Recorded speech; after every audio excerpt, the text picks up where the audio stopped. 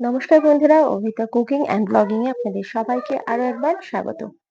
তো চলে এলাম শীতকালীন আরো একটা রেসিপি নিয়ে। হ্যাঁ, রেসিপিটা হয়তো খুব সহজ আর ঘরোয়া। আজকের রেসিপি আলু ফুলকপির তরকারি, খুব সাধারণ ভাবে। দেখে নিন উপকরণ।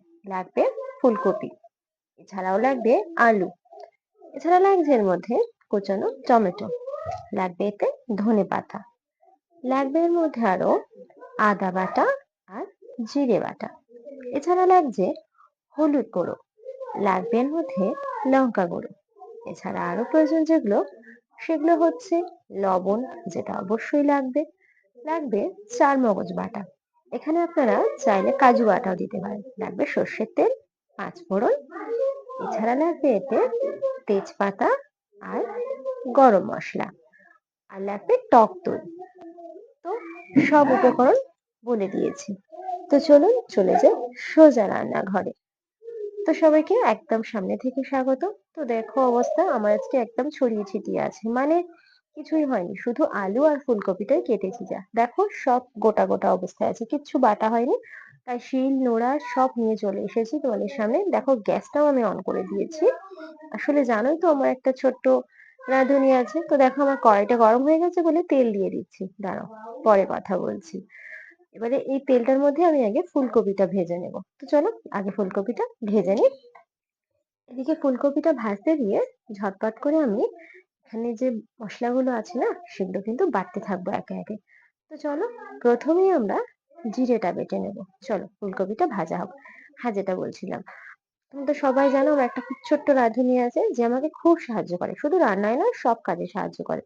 এতটাই সাহায্য করে যে আমার সব কাজে দেরি হয়ে যায়। তো ওর জন্যই আজকে আমার একটু ব্যস্ততা, দেখতে পাচ্ছ তাড়াতাড়ি করে সবটা করতে হচ্ছে, একটু দেরি হয়ে গিয়েছে তাই কিচ্ছু গোছানো হয়নি, দেখতে পাচ্ছ সেটা তোমরা চাক্ষুষ। দেখো এমনকি টমেটো ধনেপাতা সবকিছু গোটা গোটা আছে। দেখো এই অবস্থায় আমরা সামান্য লবণ দিয়ে দেবো এখানে, আর দিয়ে দেবো সামান্য একটু হলুদ, যাতে ফুলকপির রংটা খুব সুন্দর আসে। তো যেহেতু ঘরোয়া ভাবে করছি, তাই আমি এখানে ফুলকপি গুলো কিন্তু একদম যে ছাঁকা তেলে যেটা হয় না সেইভাবে কিন্তু ভাজিনি। একটু মোটামুটি নর্মাল তেলে, দেখেইছো কতটা পরিমাণ তেল দিয়েছিলাম, সেইভাবে ভাজছি। তোমরা চাইলে এটা অনেকটা তেল দিয়ে বেশি করে তেল আর কি যাকে বলে ভাজতেই পারো। দেখো আমার জিরে বাটাটা হয়ে গিয়েছে কথা বলতে বলতে। আদাটাকে ছাড়িয়ে নিই। দেখো ছাড়ানো হয়ে গিয়েছে, এবার আমরা আদাটাকে বেটে নেবো। তো তোমাদের আগেই বলেছি যেহেতু কিছু কাজ হয়নি, তাই তোমাদের সাথে কথাও হবে রান্নাও হবে, এদিকে বাটাবাটির কাজও চলছে দেখো। তো চলো আগে আদাটাকে থেঁতো করে নিচ্ছি, এবার ঝটপট করে বেটে নেবো। তো আমার মতো কারা এইভাবে তাড়াহুড়োতে কাজ করো, কমেন্ট করে কিন্তু জানিও বন্ধুরা। দেখো খুব তাড়াতাড়ি করে বাটতে হচ্ছে আমাকে, একদম যাকে বলে মেশিনের মতো, কারণ ফুলকপিটা বাটা মানে ভাজা হতে হতে আমাকে সব রেডি করে ফেলতে হবে। আমার আদা বাটাটা কমপ্লিট হয়ে গিয়েছে, দেখো দেখতে পাচ্ছ। এবার যেটা বাকি আছে সেটা হচ্ছে চার মগজটা, এটা বেটে নেবো। তো আমি আগেই বলেছি আর একবার বলছি, তোমরা চাইলে এখানে চার মগজের বদলে পোস্ত বা কাজু ইউজ করতে পারো, আমি এখানে চার মগজটাই দিয়েছি। পোস্ত কাজুতেও কিন্তু খুব সুন্দর টেস্ট আসবে। তো দেখো তোমাদের সাথে কথা বলছি আর এদিকে চার মগজটাও বাটতে শুরু করে দিয়েছি। তো চার মগজটাও বেটে নিই চলো তাড়াতাড়ি করে, তারপরে পুরো রান্নাটা কমপ্লিট করতে পারবো আমরা। তো দেখো কথা বলতে বলতে কিন্তু চার মগজটা আমার বাটা হয়ে গিয়েছে। তো চলো আগে চার মগজটাকে তুলে নিই শিল থেকে, তারপরে তোমাদের পুরো ব্যাপারটা বলছি। দেখো সবকিছু তাহলে কিন্তু আমার বাটাবাটি মোটামুটি শেষ।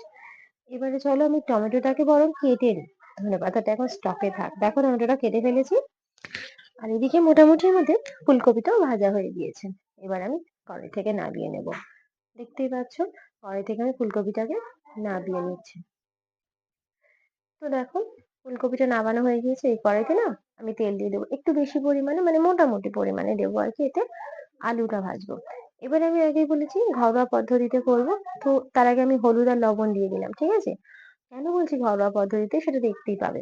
মানে আমি যেভাবে করি রেসিপিটা কিন্তু খুব সুন্দর খেতে হয়, এইভাবে করছি বলে ভেবো না খুব বাজে খেতে হয়, খুব দারুণ খেতে হয়।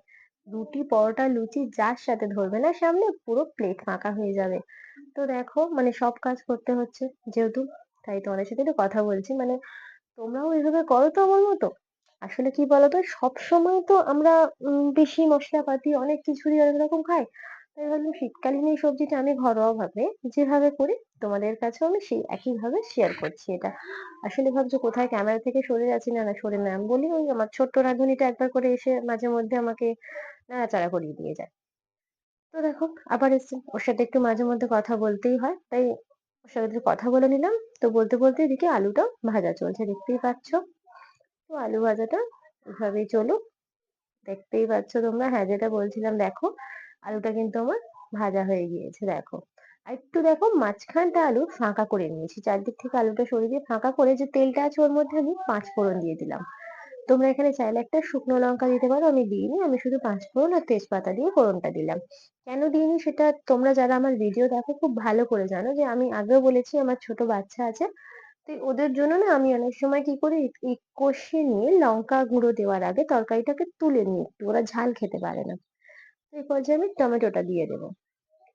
এইভাবে তোমরা যে আমি যে মশলাটা আর কি আলুর মধ্যে দিচ্ছি, তোমরা কিন্তু চাইলে এই মশলাটাকে তোমরা আলুটা তুলে নিয়েও করতে পারো, মানে যেভাবে আমরা মশলা করে থাকি নর্মালি।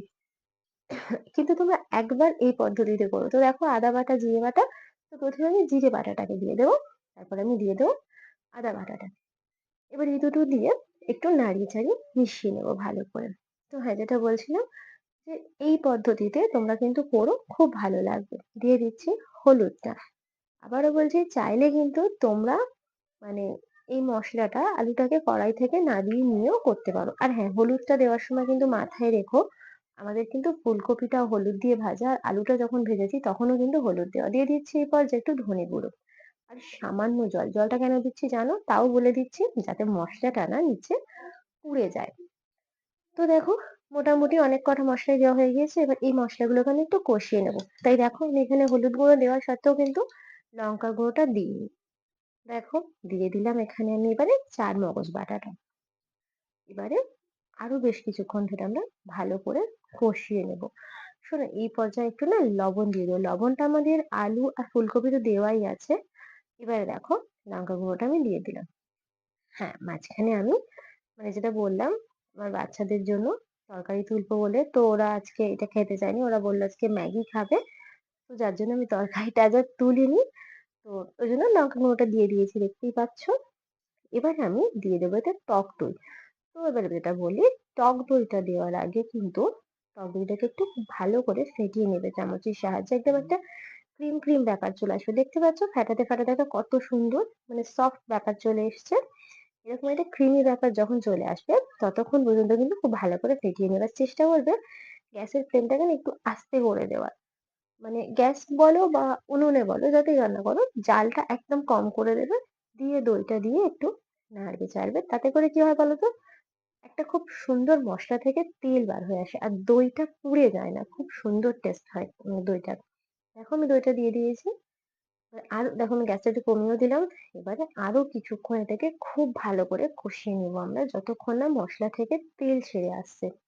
তো দেখো এই পর্যায়ে কিন্তু এটা খুব সুন্দর দেখতে হয়েছে। দেখতেই পাচ্ছ, তোমরা এটা দেখলেই বুঝতে পারবে কত সুন্দর দেখতে হয়েছে এটা। তো এবার আমরা ফুলকপিটাকে এর মধ্যে দিয়ে দেবো।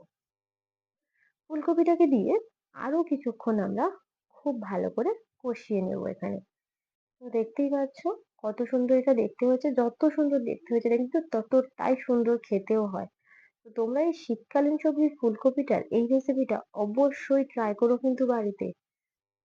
তো কষানো হয়ে গিয়েছে। দেখো জলও দিয়ে দিলাম এর মধ্যে আমি। এবারে এটাকে ঢাকা চাপা দিয়ে কিছুক্ষণ তৈরি করে নিলে কিন্তু রেডি। আর হ্যাঁ, যেটা তোমাদের তাহলে ফিরে আসছে কিছুক্ষণ পরে। দেখো তরকারি কিন্তু প্রায় রেডি হয়ে গিয়েছে আমাদের ফুলকপি আলুর। দেখতে পাচ্ছ পুরো সব সেদ্ধ হয়ে গিয়েছে। আমি এর মধ্যে এবার ধনেপাতাটা দিয়ে দিলাম একদম বেশি বেশি করে, কারণ এটা কিন্তু ধনেপাতারও সিজন। তাই এটাও অবশ্যই বেশি বেশি করে দিয়ে দিও।